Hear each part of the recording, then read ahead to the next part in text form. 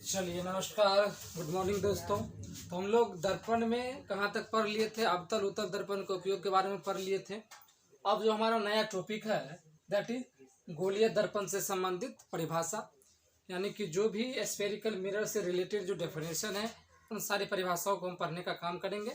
तो पहला जो हमारा परिभाषा है वो हम समझते हैं, लेकिन उससे पहले हम थोड़ा सा मिरर बना लेते हैं। चलिए इनको समझते हैं। चलिए बताइए किस प्रकार का मिरर है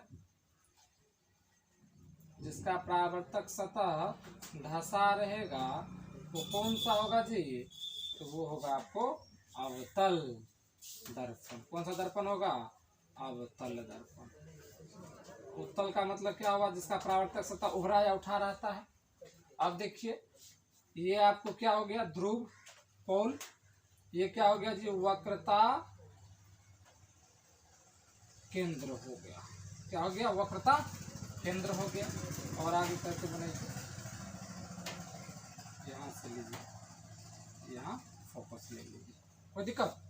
चलिए ये हमारा दर्पण है एम डैश, एक अवतल दर्पण है। कोई सा भी दर्पण ले सकते हैं जिससे रिलेटेड हम परिभाषा दे सकते हैं। तो गोलीय दर्पण हम लिए हैं। गोलीय दर्पण में कौन सा दर्पण लिए है? अवतल दर्पण लिए हैं। तो अवतल दर्पण से संबंधित, यानी कि गोलीय दर्पण का एक भाग है अवतल दर्पण, उनसे संबंधित हम कुछ परिभाषाओं को जानते हैं। तो पहला जो हमारा डेफिनेशन है, पहला परिभाषा है आपको वक्रता केंद्र। वक्रता केंद्र यानी कि आपको सेंटर ऑफ कर्वेचर, जिसे आप सी से, प्राय सी से इंडिकेट किया जाता है। तो वक्रता केंद्र क्या है? यहाँ देखिए वक्रता केंद्र, देखिए आप पहले इसको क्या है, यानी गोलीय दर्पण जब इसको पूरा करेंगे तो गोलीय दर्पण बनाएगा। उसको जब बीच बीच में काटते हैं, एक पार्ट दो पार्ट में बांटते हैं, तो एक उत्तल एक अवतल दर्पण होता है। अब मान के चलिए कि यह गोला जिस केंद्र से बना होगा, गोलीय दर्पण जिस गोला से बना होगा, उसी गोला के केंद्र को हम लोग क्या बोलते हैं?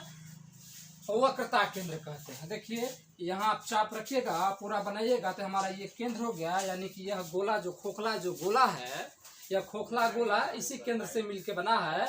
इसका मतलब यही गोले के केंद्र को हम क्या बोलेंगे? वक्रता केंद्र कहेंगे।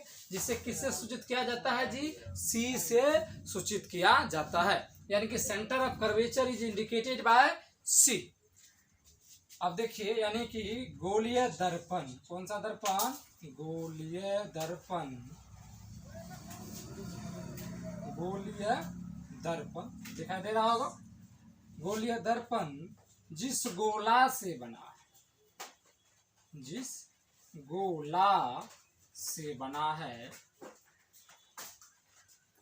जिस गोला से बना है, उस गोला के केंद्र को, जिस गोला से बना है उस गोला के केंद्र को, उस गोला के केंद्र को वक्रता केंद्र कहते हैं। वक्रता केंद्र कहते हैं।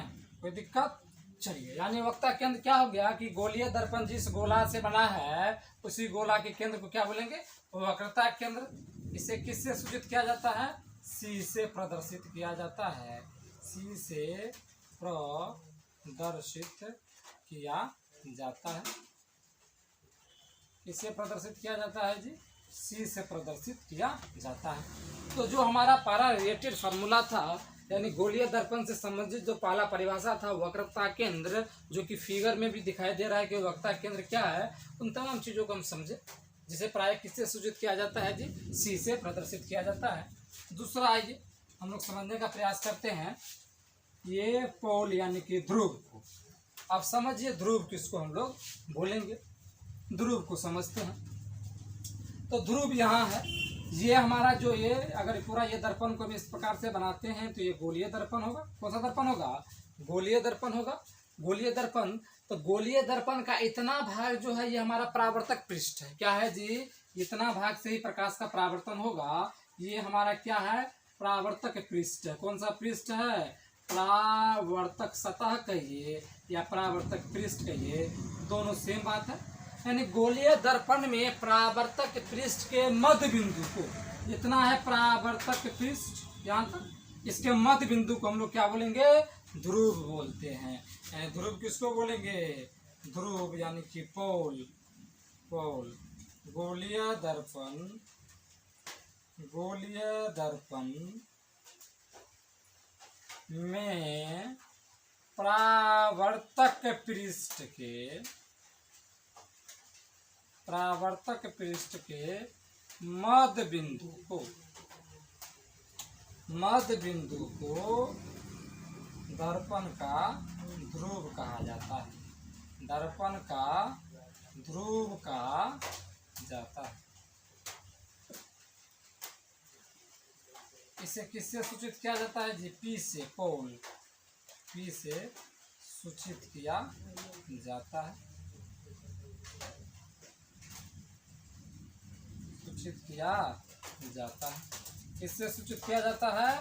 तो पी से सूचित किया जाता है। तो उम्मीद है बच्चों कि आप लोग अभी तक जो हमारा दो डेफिनेशन था, जिसका नाम था वक्रता केंद्र और दूसरा था ध्रुव, इन चीज़ों को समझने में सक्षम हो पाए होंगे।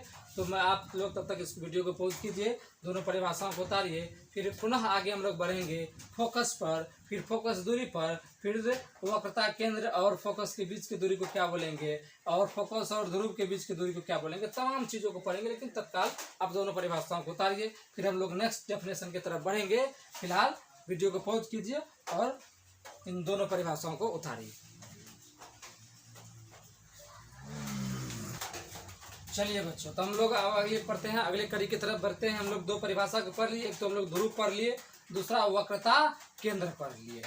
अब हम लोग पढ़ते हैं मुख्य अक्ष, या जिसको प्रधान अक्ष भी कहते हैं, मुख्य अक्ष, यानी कि इसको प्रधान अक्ष भी कहते हैं, प्रिंसिपल एक्सिस, प्रधान अक्ष, प्रिंसिपल एक्सिस। इसी पर खेला है और समझिए चीजों को। देखिए, ये हमारा हो गया ध्रुव, ये हमारा हो गया वक्रता केंद्र, यानी कि ध्रुव और वक्रता केंद्र को मिलाने वाली रेखा, ध्रुव और वक्रता केंद्र को मिलाने वाली रेखा दर्पण का मुख्य अक्ष या प्रधान अक्ष कहलाता है।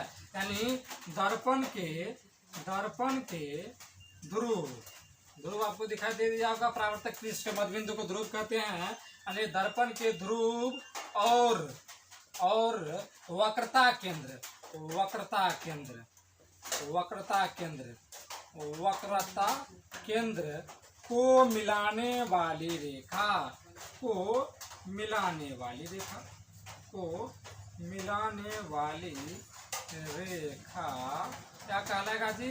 दर्पण का मुख्य अक्ष कहलाएगा, दर्पण का मुख्य अक्ष कहलाएगा, जिसे हम लोग क्या बोलते हैं? प्रधान अक्ष भी कहते हैं, प्रधान अक्ष कहलाता है। यानी क्या हुआ प्रधान अक्ष या मुख्य अक्ष? देखिए, ये हुआ हमारा ध्रुव, ये हमारा होगा वक्रता केंद्र, या दोनों के मिलाने वाली रेखा को हम लोग क्या बोलेंगे? मुख्य अक्ष या प्रधान अक्ष बोलेंगे। अब समझिए, इसके अलावा अगर इसके समानांतर जब जो भी किरणें होगी वो मुख्य अक्ष नहीं होगा, वो द्वितीयक अक्ष होगा। क्या होगा? सेकेंडरी एक्सिस होगा। कौन सा एक्सिस होगा? द्वितीयक अक्ष। ये सब है जो समांतर रेखाएं हैं प्रधान अक्ष के समानांतर खींची जा रही है, ये सब क्या है? द्वितीयक अक्ष है। कौन सा अक्ष है जी? द्वितीयक अक्ष है। तो प्रधान अक्ष का सिंपल मतलब कि दर्पण के ध्रुव और वक्रता केंद्र को मिलाने वाली रेखा आपको प्रधान अक्ष या मुख्य अक्ष कहलाता है। अब देखिए, तीसरा ये हमारा परिभाषा था। चौथा समझिए, एक एक चीज जो हम लोगों ने फिगर में दर्शाया है उन्हीं से सारा डेफिनेशन आ जाएगा, सारा परिभाषा आ जाएगा। यहाँ देखिए ध्रुव है और यहाँ क्या है? फोकस है। लेकिन ध्रुव हम समझ लिए, वक्रता केंद्र समझ लिए, अब हम लोग पहले फोकस को समझते हैं। जब फोकस समझ में आ जाएगा तो समझ जाइए कि आपको फिर फोकस दूरी और वक्रता त्रिज्या भी समझ में आ जाएगा। तो फोकस किसको बोलते हैं? तो जो प्रधान अक्ष के समानांतर आने वाली आपतित किरण, जितना भी आपतित किरण आ रहा है, लेकिन प्रधान अक्ष के समानांतर मान के चलिए यही द्वितीयक अक्ष क्यों न हो, जिनके समानांतर आने वाली किरणें हैं, ये आपतित किरण हुआ। दर्पण से टकराने के बाद, दर्पण से टकराने के बाद जिस बिंदु पर मिलती है या मिलती हुई प्रतीत होती है, उस बिंदु को क्या बोलेंगे? फोकस बोलेंगे। क्या बोलेंगे? फोकस बोलेंगे। तो फोकस किसको बोलते हैं जी? समझिए, फोकस किसको बोलेंगे? फोकस किसको बोलेंगे? कि दर्पण, गोलीय दर्पण में, गोलीय दर्पण में प्रधान अक्ष के समानांतर, किसके समानांतर? प्रधान अक्ष के समानांतर आने वाली प्रकाश की किरणें, आने वाली प्रकाश की किरणें, आने वाली प्रकाश की किरणें परावर्तन के बाद, परावर्तन कहाँ होगा? जो परावर्तक पृष्ठ है, परावर्तक पृष्ठ इतना है, यहीं से दर्पण का परावर्तन होगा। यानी परावर्तन के बाद, परावर्तन के बाद जिस बिंदु पर मिलती है, परावर्तन के बाद जिस बिंदु पर मिलती है या मिलती हुई प्रतीत होती है, या मिलती हुई प्रतीत होती है, प्रतीत होती है, उसे क्या बोलेंगे जी? उसे फोकस बोलेंगे। क्या बोलेंगे? फोकस कहते हैं। अब प्रतीत क्यों बोले हैं? क्योंकि उत्तल दर्पण में आपको इधर से प्रकाश का जो परावर्तन होगा, लेकिन इधर आती हुई मिलती हुई प्रतीत होगी। रियल में वो इमेज हमारा फॉर्मेशन नहीं होगा, रियल में वो हमारा जो किरण है वो मिक्स नहीं होगा, इसीलिए हम उसको बोलते हैं मिलती हुई प्रतीत होती है। तो ये हमारा हो गया फोकस। तो वीडियो को पॉज कीजिए और उतारिए, फिर हम लोग आगे बढ़ेंगे अगले डिफिनेशन की तरफ।